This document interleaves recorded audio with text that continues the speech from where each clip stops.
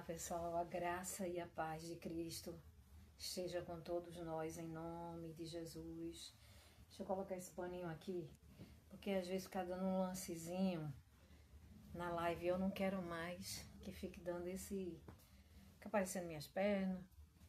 Gente, boa noite, né? Podemos chamar assim já de boa noite, né?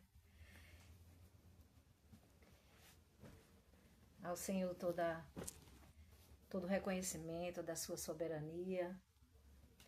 Gratidão, Senhor. Apresentamos nossas vidas ao Senhor, conforme está na tua palavra. Através das nossos pedidos, súplicas, não estejamos preocupados com coisa alguma, mas apresentar diante de Deus, confiar nele. E ele traz solução, ele age e peleja a nossa causa e traz resultado, traz solução, e é isso que precisamos. A palavra dele relata assim. Vamos ler Mateus 7:7.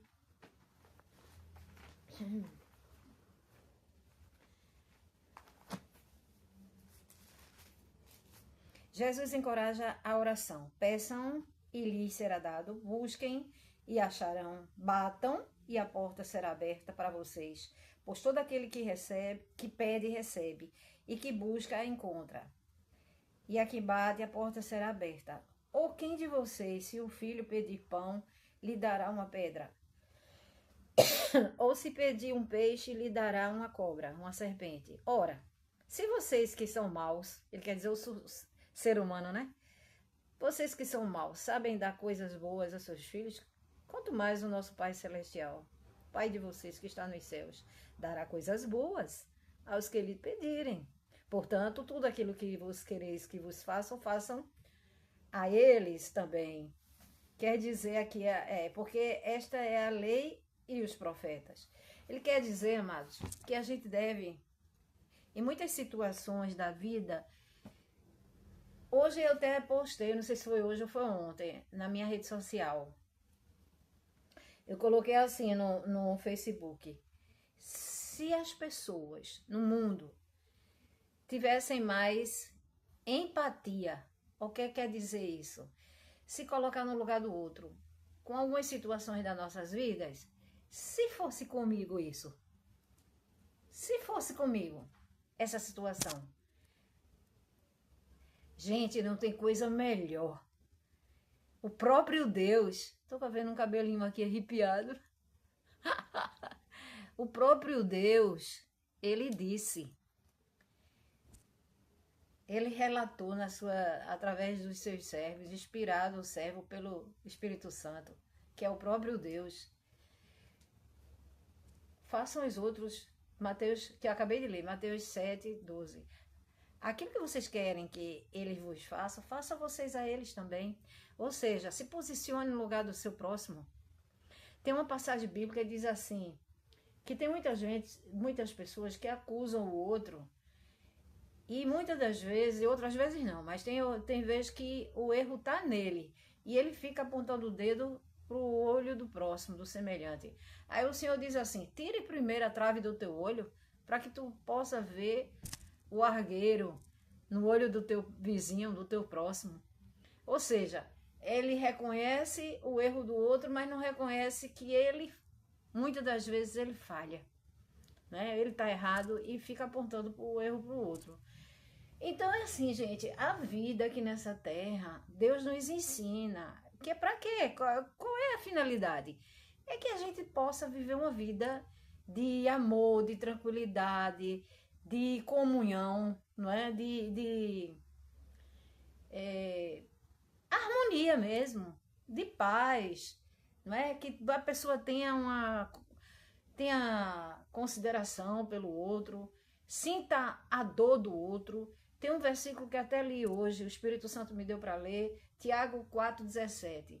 Se está no teu poder, estando no teu poder fazer o bem e não faz, esse peca.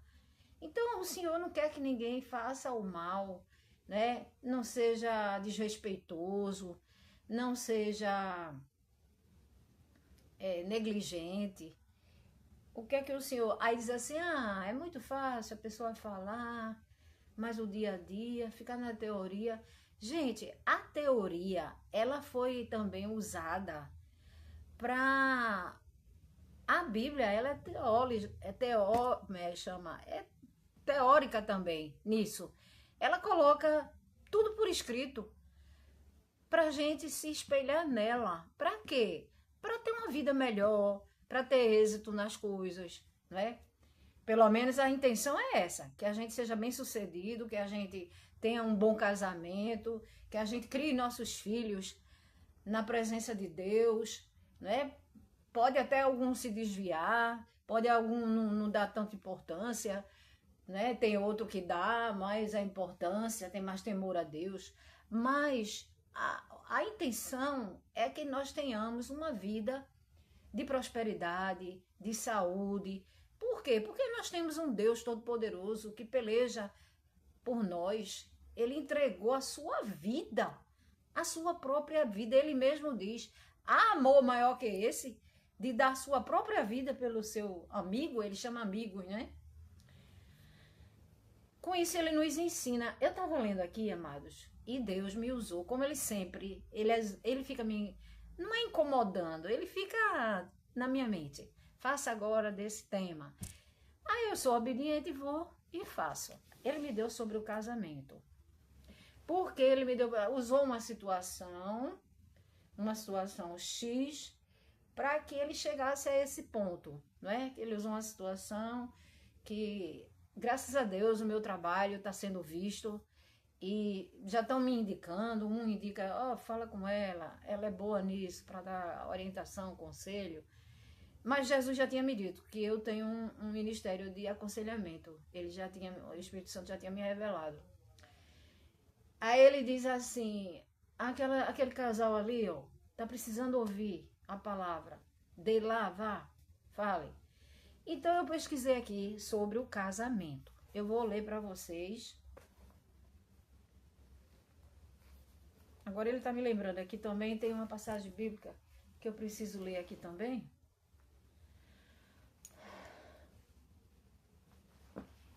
Então, gente, é sempre bom a pessoa se colocar no lugar do outro. Porque assim você vai sentir na sua pele. Você vai sentir na sua pele.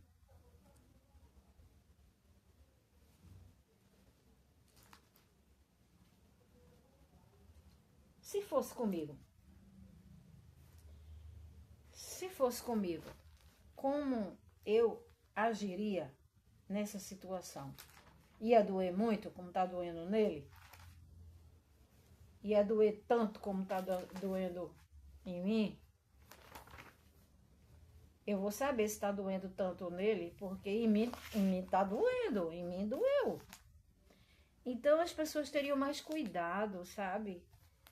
De forma que vai agir para com o outro.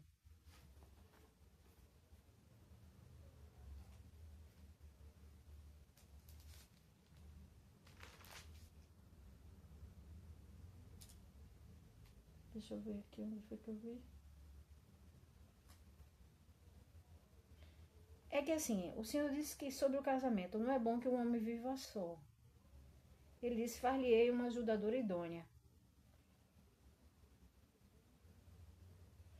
E tem também a passagem bíblica que, eu acho que é no 4, deixa eu ver aqui, que está relatado na Bíblia assim, que é melhor ser 2 do que 1, que quando um cair, aqui, melhor é serem 2, está em Eclesiastes 3, 9.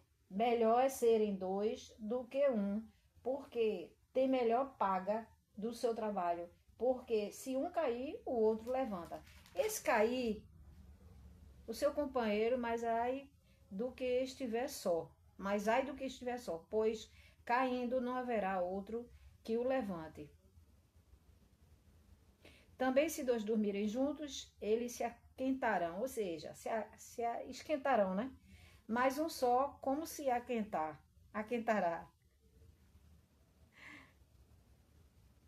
Se alguém quiser prevalecer contra um, os dois lhe resistirão. O cordão, oh, coisa linda, o cordão de 3 dobras não se quebra tão facilmente, né? Tão depressa. Qual é o cordão de 3 dobras? É o Senhor, o esposo e a esposa. Esse é o cordão de 3 dobras. Então, vamos dar prosseguimento aqui. Ele já entrando, né? Já falou o principal aqui. Então, vamos lá. Eu escrevo, viu, gente? Eu vou com a mão doendo. O casamento na Bíblia é considerado uma aliança sagrada entre um homem e uma mulher, estabelecida por Deus para ser uma união vitalícia. O que é vitalícia? Para a vida toda, né? Até que a morte se separe, como o padre ou o pastor faz a cerimônia do casamento. De acordo, é uma união vitalícia, de acordo com os versículos de Gênesis 2, 24. Os principais pilares dessa instituição incluem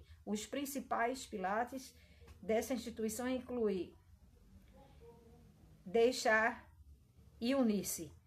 Para que a nova família seja prioridade, é necessário deixar pai e mãe e unir-se ao cônjuge, tornando-se ambos uma só carne.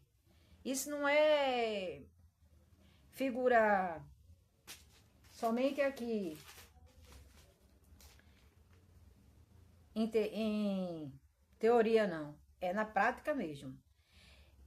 Só que, quando diz deixar seu pai e sua mãe, outro dia até falei, estava falando com a minha nora e para o meu filho, não é abandonar os pais, entendeu? Não é abandonar.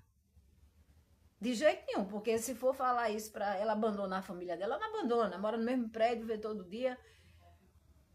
E eu digo a ele, quando ele demora a vir aqui, eu disse, meu filho, esqueceu, é filho de chocadeira? Tá lembrado de mim, não? Não, mamãe, que eu tava fazendo não sei o quê. Então, assim, deixará, é porque, assim, é uma vida a dois, tem as suas atividades, a gente sabe, né? Tem o seu momento íntimo, tem o seu momento com a família, com os filhos. Tudo bem. Só que, assim, não é uniciar e será uma só carne, não é abandonar pai e mãe. Não é abandonar. Abandonar já é outra, já é coisa da cabeça do ser humano. Deus não mandou abandonar. Então, indissolubilidade. Jesus reforçou que a união é permanente, declarando, portanto, o que Deus uniu, né, que o homem não separe. Mateus 19:6. Propósito espiritual. O casamento reflete o amor de Cristo pela igreja. Os maridos são chamados a amar suas respectivas esposas sacrificialmente e as esposas a respeitar e honrar seus maridos. Está em Éfesos, capítulo 5, versículo 22 ao 27. Fidelidade, pureza, o leito conjugal deve ser honrado e a fidelidade é exigida a ambas as partes, sendo o divórcio desencorajado, exceto em situações específicas, citadas nos textos sagrados, Hebreus, capítulo 13, versículo 4.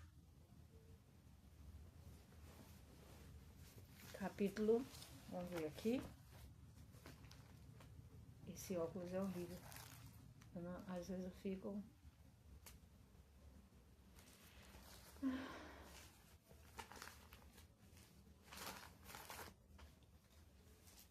Já tá chegando aqui. Chegou, tá vendo? 13, versículo... Digno de honra entre todos seja o matrimônio. Tá vendo? Digno de honra entre todos seja o matrimônio. Bem como o leito conjugal, sem mácula. Porque Deus julgará os impuros e os adúlteros.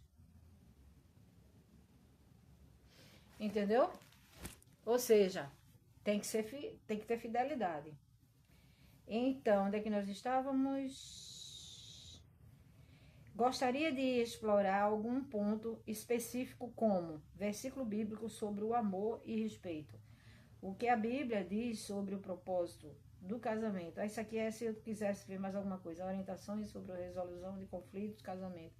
O casamento é um conceito eterno, é um conceito, um relacionamento amoroso, íntimo e abnegado entre o homem e a mulher, que dura por toda a eternidade. Um relacionamento de amor, aqui já falou, baseado em Éfesos 5, 25, e diz: ensinai as moças a amarem seus maridos. Tito 2, 4, o amor no casamento pode ser mais profundo, altruísta do que qualquer outro relacionamento. É dar o exemplo, né, que Deus, ele deu a sua própria vida.